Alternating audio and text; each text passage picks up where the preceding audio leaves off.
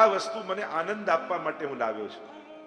ખરેખર એ જ આનંદ આપનારી વ્યક્તિ આપણી ચિંતા પણ બનતી હોય છે. સારામાં સારી કાર લાવો, પણ બહાર પાર્ક કરી હોય તો રોજ એક ડોક્યું કરીએ ને કે બરાબર તો છે ને,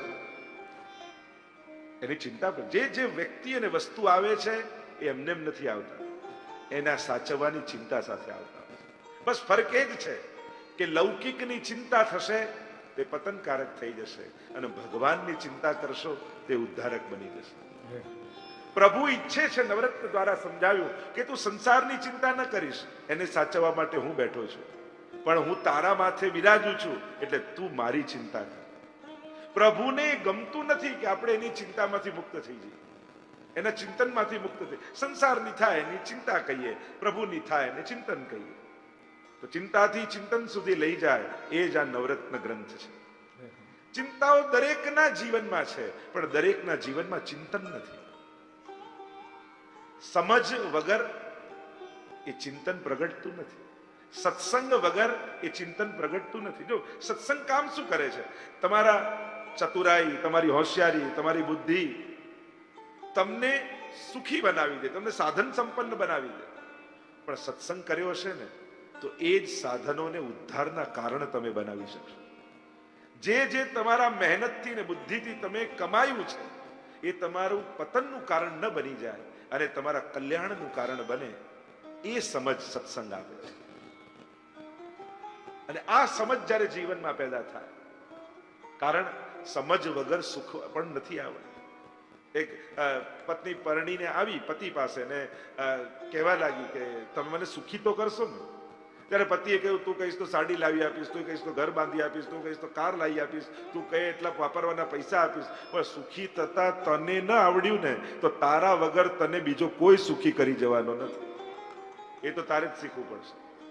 વસ્તુ અને વ્યવસ્થા બીજા કરી શકે, પણ સુખી થતા તો સમજણ જોઈએ. સમજણ વગર જીવનમાં સુખ ના આવે. નહીં તો સુખ માટે લાવેલી વસ્તુ ઘણીવાર ક્લેશનું કારણ બની જાય. લો આ કલરનું લાયા, મેં તો પેલું કલર કીધું, પેલો બિચારો ઉમળકાથી લાવ્યો. મૂળ વાત એ જ છે. ચિંતામાંથી ચિંતન આ ગ્રંથ આપણને લઈ જાય છે. ગોવિંદ દુબેને લૌકિક ચિંતા નથી, અલૌકિક. ઠાકોરજી, આપણે તો વાર્તા સાહિત્યમાં બી આવે ને કે પેલા બહેને એક સાથે 20 દિવસની સામગ્રી બનાવી દીધી, અને એમ થયું કે 20 દિવસની શાંતિ, રોજ બબ્બે નંગ કરીને ઠાકોરજીને ધરીશ. અને ઠાકોરજી તો ડબ્બો ખોલીને એક જ દિવસમાં આરોગી ગયા. પૂછ્યું વૈષ્ણવે, અરે પ્રભુ આપે શું કર્યું? ઠાકોરજી કહે, જો આ 20 દિવસની શાંતિ કરી લીધી ને મારી ચિંતા નહીં કરે તો તું સંસારની ચિંતા કરીશ. એના કરતા રોજ મારી ચિંતા કરે સારું. કારણ કે ભગવાનથી નિશ્ચિંત થઈ જઈએ તો સંસારની ચિંતાઓ ઘેરી લેશે. સારું નહીં વિચારો તો ખરાબ વિચાર આવવાના જ છે. મન વિચાર વગર તો રહેવાનું જ નથી.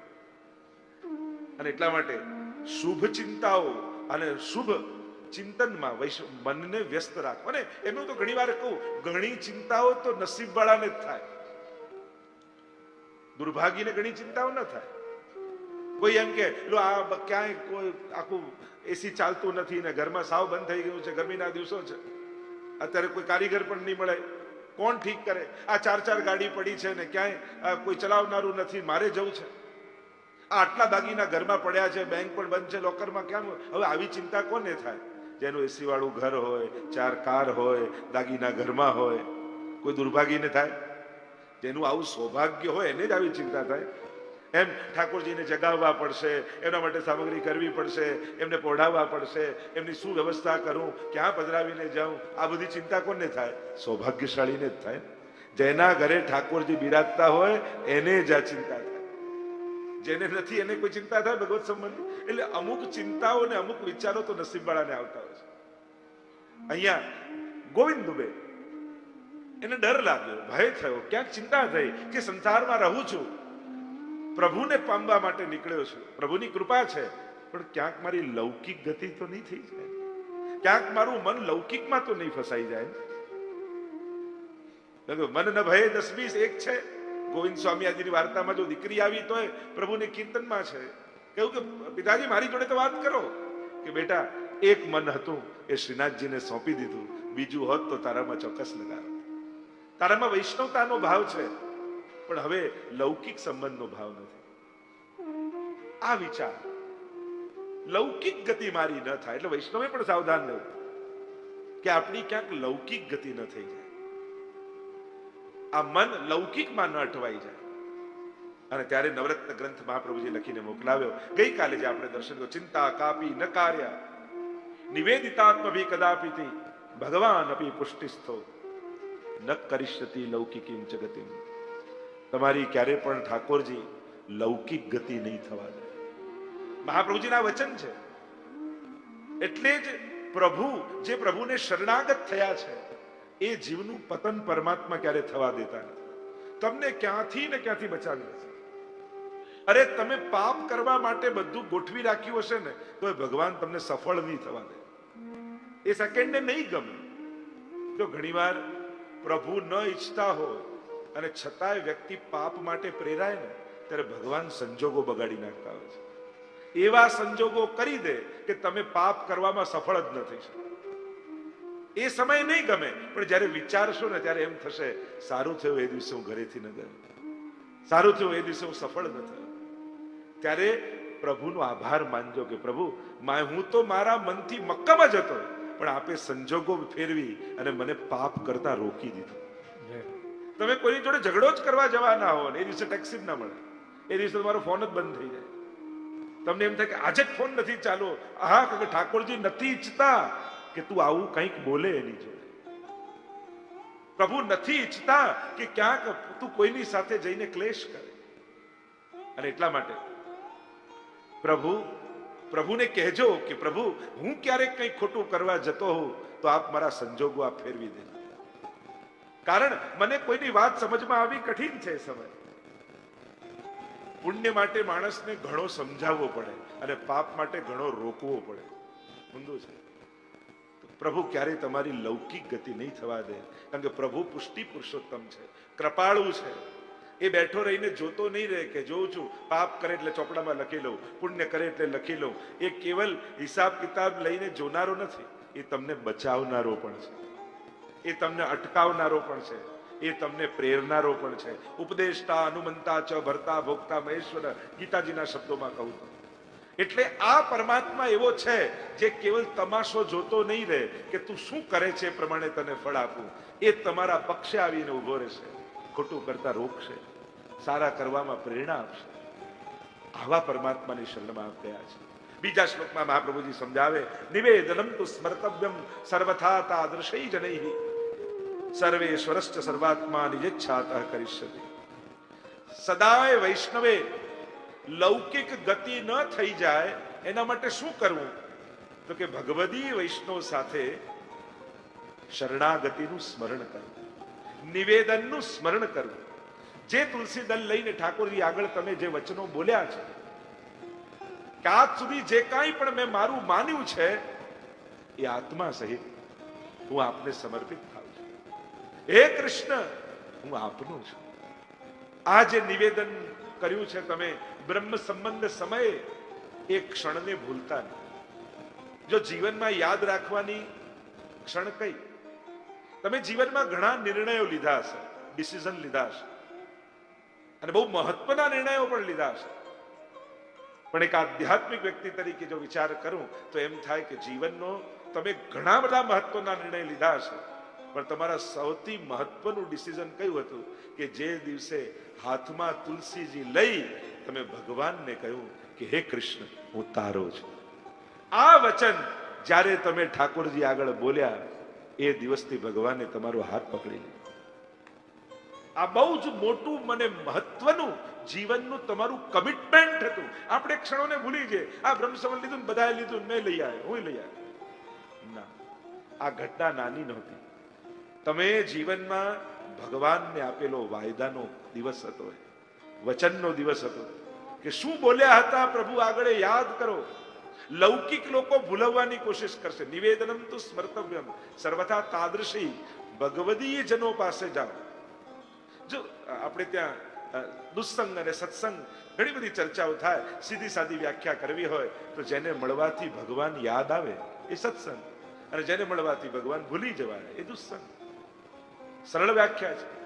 ભગવદીઓ પાસે જશો ને તે તમને ભગવાન યાદ અપાવશે, એ તમને સેવા યાદ અપાવશે, એ તમને સત્સંગ યાદ અપાવશે.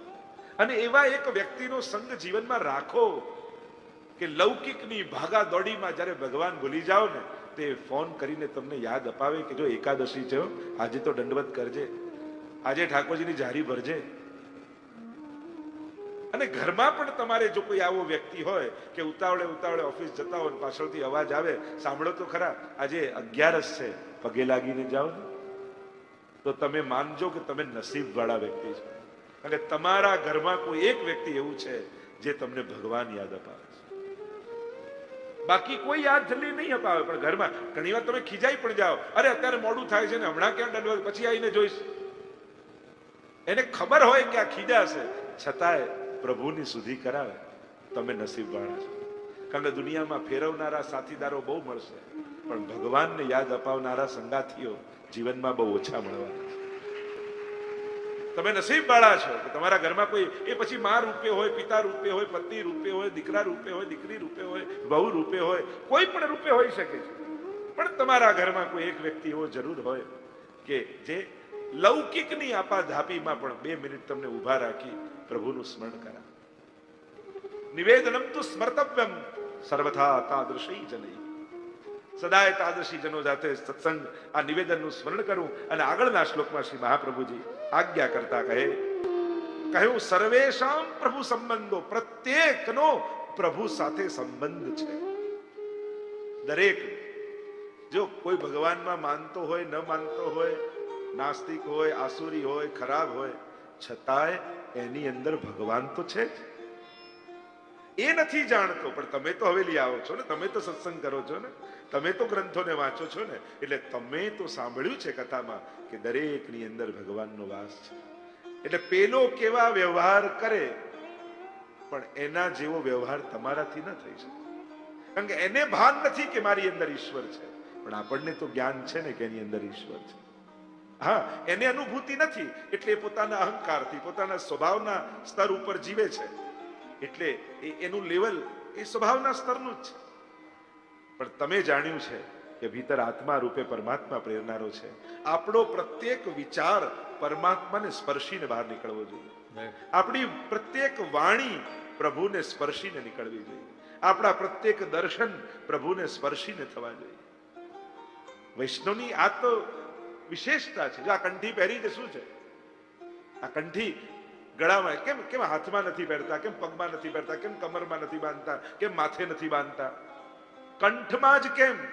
કંઠી જ કેમ? કારણ કે માણસનું શરીર છે ને 2 ભાગમાં વહેંચાયેલું છે, મસ્તક અને ધડ, અને એને જોડે છે કંઠ. મસ્તકમાં જ્ઞાન છે અને ધડમાં કર્મ છે. અને કર્મ અને જ્ઞાન આ બંને ભક્તિમય રહે એટલે ભક્તિ રૂપી કંઠ છે, અને એટલે કંઠમાં પહેરવામાં આવે છે કે તમારી મસ્તિષ્કમાં પ્રત્યેક વિચાર પણ આ તુલસીજીને સ્પર્શીને પ્રભુ રૂપ કંઠીને અડીને જાય, અને શરીરથી થતા પ્રત્યેક કર્મો પણ આ કંઠી રૂપ પરમાત્માને સ્પર્શીને જાય. અરે પથ્થરમાં રામ લખવાથી પથ્થર તરી જતો હોય, તો જેના ગળામાં ગુરુએ કંઠી પહેરાવી હોય એના તરી જવામાં ક્યાં આશ્ચર્ય છે? જેને મંત્રની દીક્ષા આપીને કંઠી ધારણ કરાવી હોય એનું તો તરવું નિશ્ચિત છે. મહાપ્રભુજી આજ્ઞા કે સર્વેશામ પ્રભુ સંબંધો, પ્રત્યેકનો પરમાત્મા સાથે સંબંધ છે. હા, આપણે કમિટમેન્ટ કરીએ છીએ અવેરનેસ સાથે, બાકી આદિ સંબંધ બધાનો પરમાત્મા સાથે અંશ અને અંશીનો સંબંધ તો છે જ. મમય વાંશો જીવ લોકે જીવ ભૂત સનાતન, ગીતાજી. પ્રત્યેક જીવ મારો અંશ છે એમ પરમાત્મા કહે છે. પણ આપણે બ્રહ્મ સંબંધ દ્વારા કેવો સંબંધ જોડીએ છીએ? અંશ અને અંશીનો તો અનાદિ છે, પણ બ્રહ્મ સંબંધ દ્વારા સર્વભાવનો સંબંધ જોડીએ છીએ. આમ જે લાગણીઓને આપણે ઓળખીએ છીએ ને, એ લાગણીઓ પ્રભુ સાથે જોડીએ છીએ.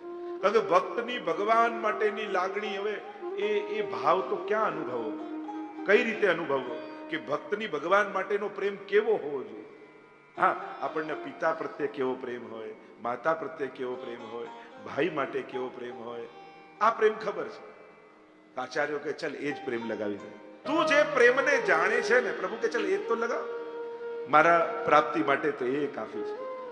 જેવો પિતાને પ્રેમ કરે એમ ક્યારેક પ્રભુ આગળ આપ મારા પિતા, જેમ માને પ્રેમ કરે એવું પ્રભુ સર્વ ભાવો પ્રભુમાં.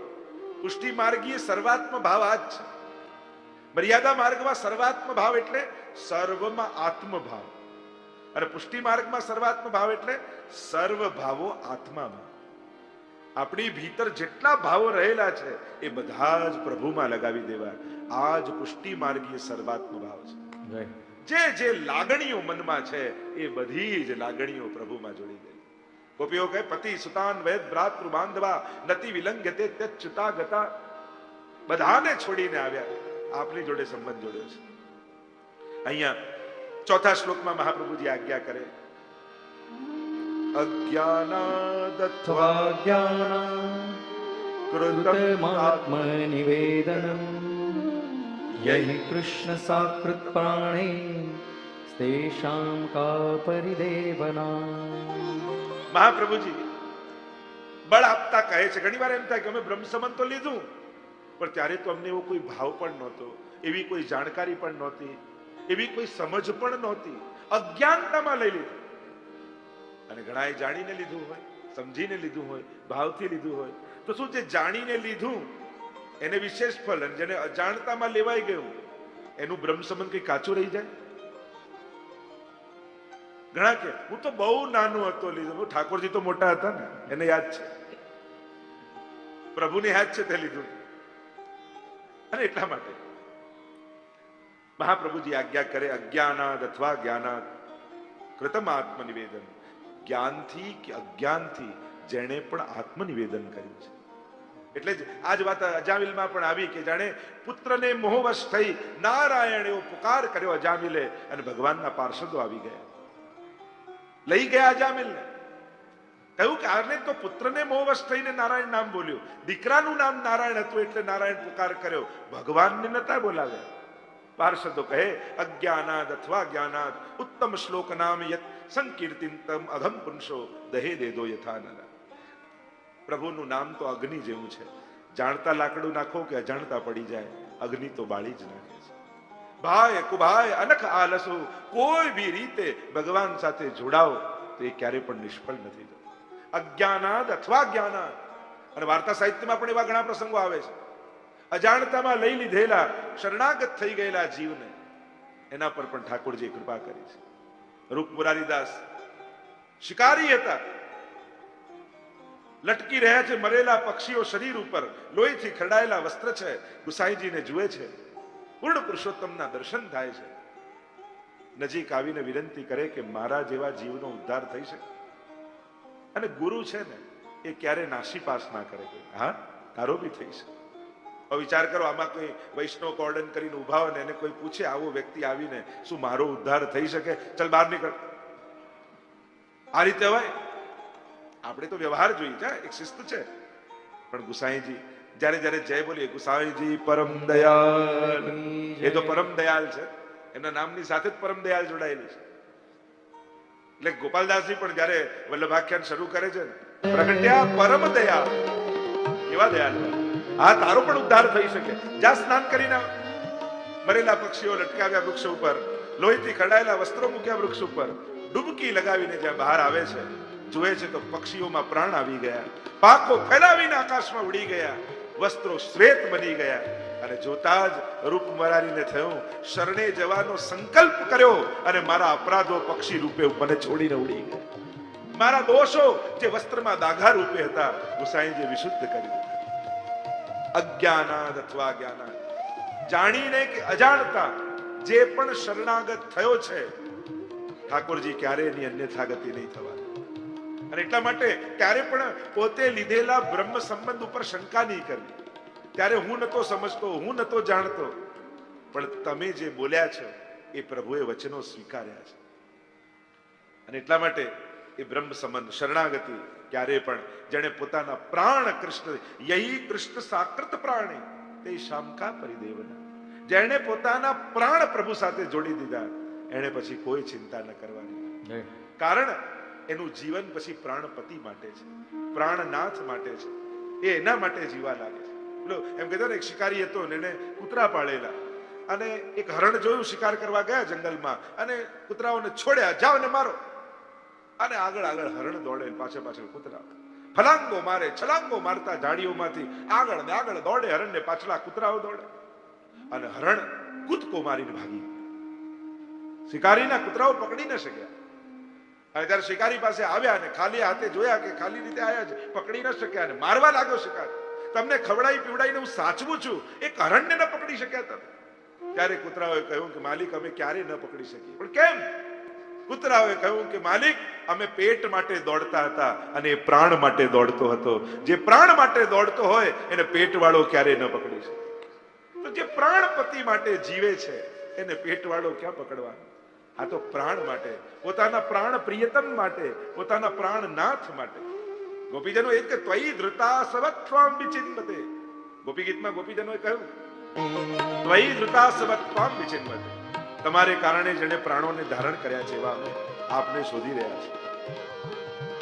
અહીંયા મહાપ્રભુજી સમજાવે છે કે એને કોઈ પ્રકારની ચિંતા નહીં કરવી.